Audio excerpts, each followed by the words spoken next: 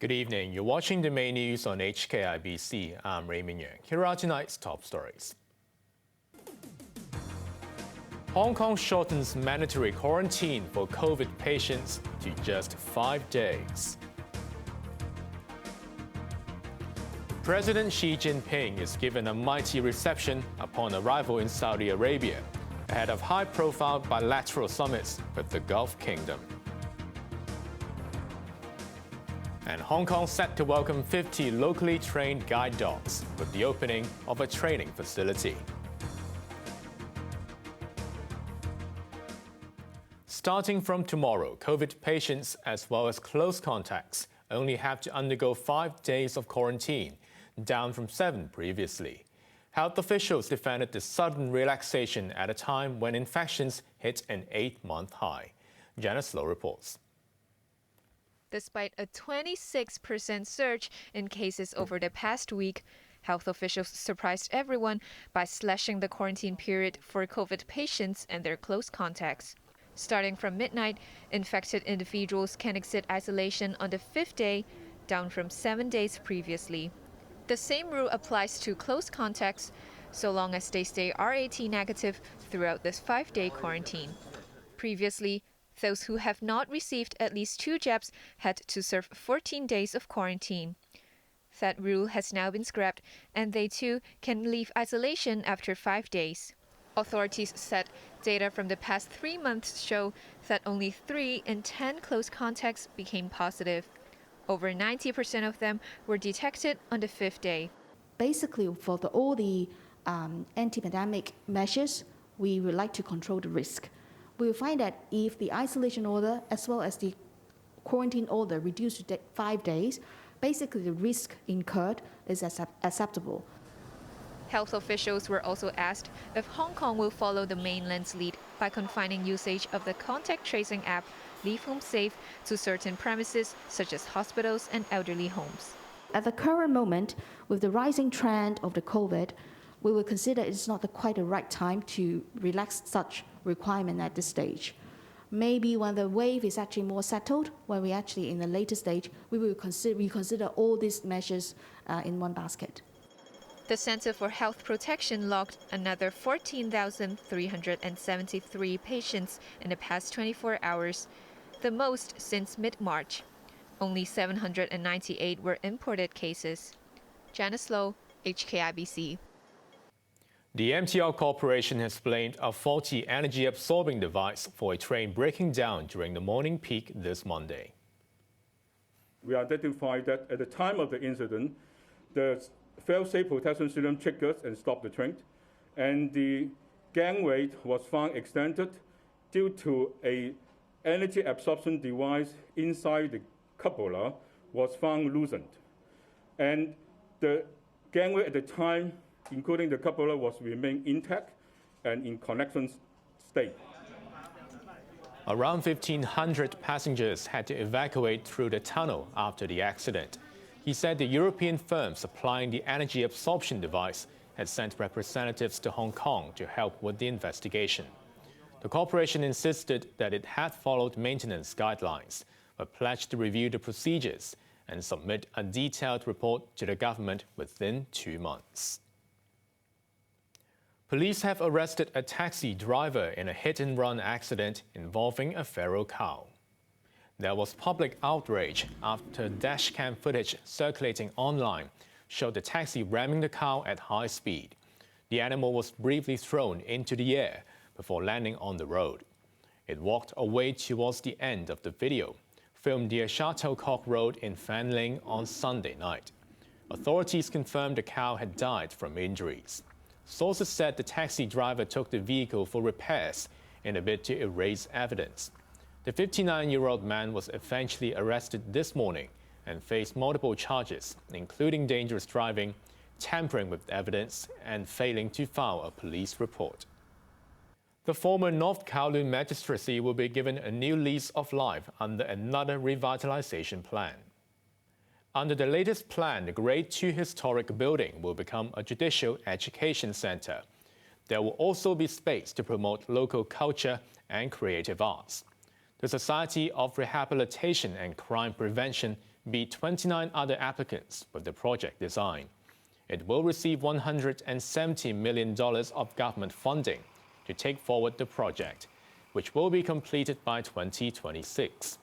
The building was once leased to the Savannah College of Art and Design, but the campus shut down in 2020. As China officially puts an end to the zero-COVID policy, changes are already observed in society. Residents who were used to the stringent rules are now learning to cope with the new official narrative on COVID. Chloe Fong reports. In an abrupt move that caught many by surprise, Beijing announced yesterday a raft of optimizations to COVID measures, which could be seen as a pivot away from the zero-COVID policy. Mainland media, the paper, reported that construction for many PCR sample collection stations and labs have since suspended. While videos online showed COVID patients in makeshift hospitals returning home. There was also a noticeable increase in passenger traffic at Beijing's South Railway Station. With residents now told to isolate at home, many rushed to pharmacies to stock up on fever and cold medicine in case they contract COVID. Many in the capital welcomed the relaxation, citing this is an inevitable trend and that the government must let go sooner or later. But others felt the decision was hasty. It's a total mess. This is just a joke, this man said. This restaurant owner lamented his loss of income over the past 3 years. While there's hope now, he was also worried about a potential rebound. Cases on the mainland continued to drop, with about 21,000 from the past 24 hours. With the rules now relaxed, health experts believe it is a matter of time before the majority of the population catches COVID. Feng Zijian, former deputy director of Center for Disease Control and Prevention, predicted that 60% of Chinese people will be infected in the upcoming first wave. And eventually up to 90% of the population will catch the virus. Chloe Fong, HKIBC. Back in Hong Kong, 42 pro-Beijing politicians and business heavyweights will vie for 36 seats on the National People's Congress. Their candidacies were confirmed today, and the election will take place next week. Janice Low reports. A presidium for the election of SAR deputies to the National People's Congress held its second meeting today. 共有42人符合选举办法规定的代表候选人的条件。 Chief Executive John Lee, who chairs the 19-member body, revealed that all 42 applicants have been qualified as candidates. Each of them earned at least 15 nominations from Electoral Conference members. Only 36 seats are on offer, meaning 6 candidates are set to miss out. Presidium spokeswoman Maria Tam emphasized that as long as the candidates are Chinese citizens, they qualify for election even if they hold foreign passports. Some of them are trying to seek a second term, including Brave Chen from the DAB, Tim Loy, head of the Securities and Futures Commission, as well as legislator Stanley Ng from the Federation of Trade Unions. However, 27 others are running for deputies for the first time, such as DAB chairwoman Starry Lee, who's already a member of the Chinese People's Political Consultative Conference, lawmaker Priscilla Leung, and former Transport and Housing Secretary Frank Chan. Over 1,400 electors will cast their vote next Thursday. Those elected will serve a 5-year term in the 14th National People's Congress. Janice Low, HKIBC. President Xi Jinping received a majestic welcome as he landed in Saudi Arabia ahead of summits between both nations. Xi's chartered plane received an escort from 4 Royal Saudi Air Force fighter jets once it entered the kingdom's airspace. He was warmly greeted by senior government officials and key members of the royal family, along with a 21-gun salute and planes painting the sky in the colors of the Chinese flag. Xi will attend summits with leaders from the Arab states and the Gulf Cooperation Council, the first of their kind. Both sides are expected to sign investment agreements worth about $30 billion. The extravagant reception, along with the scale of the summits to be held, reflect the priority both sides place on enhancing the strategic partnership, at a time when U.S.-Saudi relations are at an all-time low. Overseas, Dina Boluarte was sworn in as Peru's first ever female president, hours after former leader Pedro Castillo was arrested in a failed coup attempt. Castillo was ousted by Congress and arrested on a charge of rebellion after he sought to dissolve the legislative body in a bid to avoid impeachment proceedings. Lawmakers then voted 101 to 6, with 10 abstentions to remove Castillo from office for reasons of permanent moral incapacity. Vice President Boluarte then took his place, becoming the 5th head of state for Peru in 6 years. The day of high drama ended when federal prosecutors announced that Castillo had been arrested for allegedly violating the constitutional order. Australia has expressed outrage after the lead perpetrator of the Bali bombing attack has been released on parole. Umar Patek's release came after Indonesian authorities said he has successfully de-radicalized in prison. I have read that that is the view of the Indonesian government. I don't have any independent information that verifies that, and I don't think either it is appropriate for me to comment on outcomes in the Indonesian justice system. This is a person who was in the Indonesian justice system. My personal view is his actions are inexcusable and completely abhorrent. We don't control the Indonesian justice system, and that is the way of the world. He's only to serve 9 years. 9 years after taking out all these Australians and 202 people. It's just appalling. It's appalling. Very distraught, shocked really. I still can't understand how this person that created so much loss of life, not just for 88 Australians, 202 people could be walking free this morning here in over in Indonesia. It just doesn't sit well at all. I can't understand it. Patek, seen here ahead of his trial in 2012, was a member of the Jemaah Islamiyah terrorist group which plotted the attack. 2 bombs were detonated outside a bar and a nightclub on the resort island in 2002, causing massive casualties, most of them foreigners. Patek, now 52, will remain under surveillance, and he said he wanted to devote himself to de-radicalizing other inmates.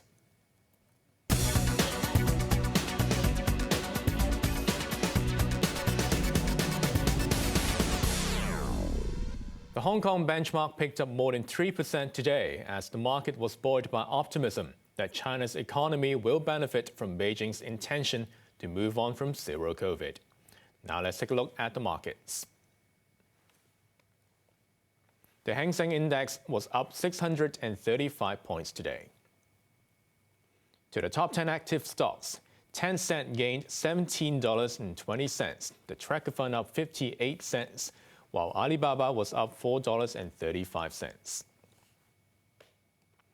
AIA Insurance was up by $3.95, Kuaishou Technology up $6.85, while Hong Kong Exchanges was up $14.40. The forex trading against the Hong Kong dollar, the euro's at 8.18, the pound sterling at 9.47, while the Australian dollar at 5.24. In Europe, the London FTSE is currently down by 8 points. An analyst said with China finally dropping a zero-COVID policy, the Hang Seng Index is likely to rally in the coming days.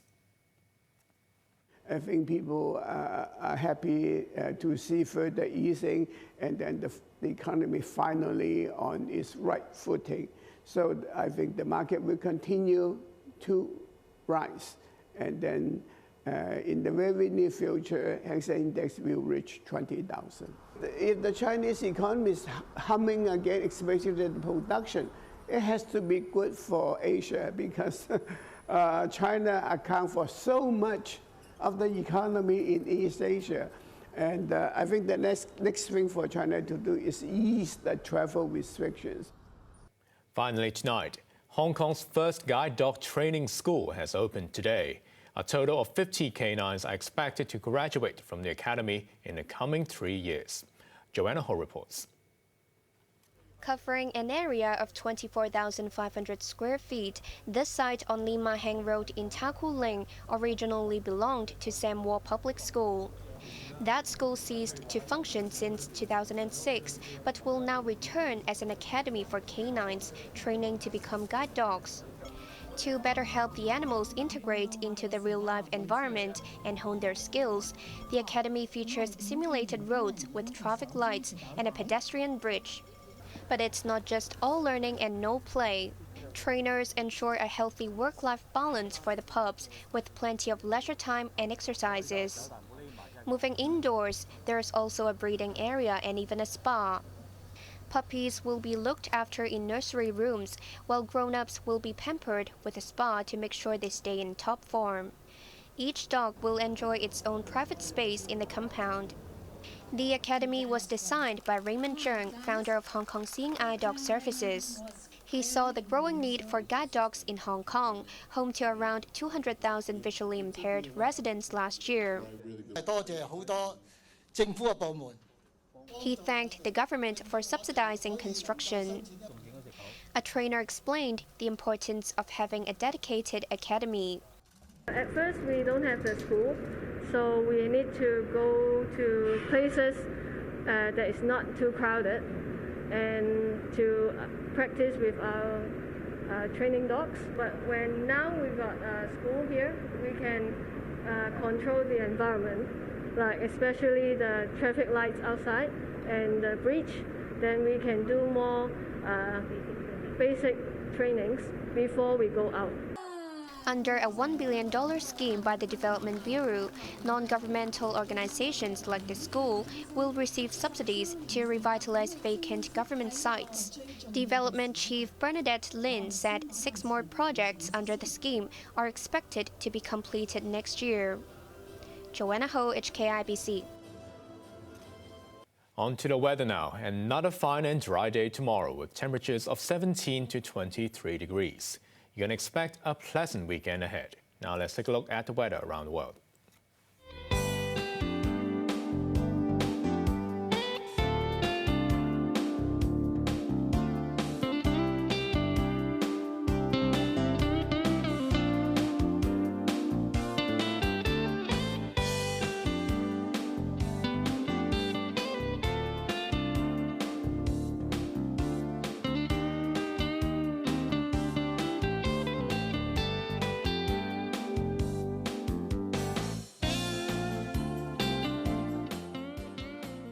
That's our main news for Thursday night. Join us for more news at 11. I'm Raymond Yeung. Thanks for watching. Good night.